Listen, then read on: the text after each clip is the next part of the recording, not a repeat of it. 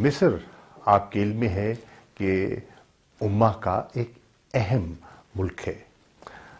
اس کو get way to افریقہ بھی کہتے ہیں، اور ہماری حکومت کی یہ پالیسی ہے کہ ہم نے افریقن کانٹیننٹ کے ساتھ اپنے دو طرفہ تعلقات میں اضافہ کرنا ہے، کیونکہ ہم سمجھتے ہیں کہ افریقن جو مارکیٹس ہیں وہ ہم نے ابھی تک پوری طرح دریافت نہیں کی. ہماری اکنامک ڈپلومیسی کے لیے بہت ضروری ہے کہ ہم افریقن مارکیٹ کے ساتھ انگیج کریں. مجھے وزیر خارجہ نے دعوت دی ہے اور میں اس دعوت پر مصر جا رہا ہوں تاکہ اس اہم ملک کے ساتھ ری انگیج کیا جائے.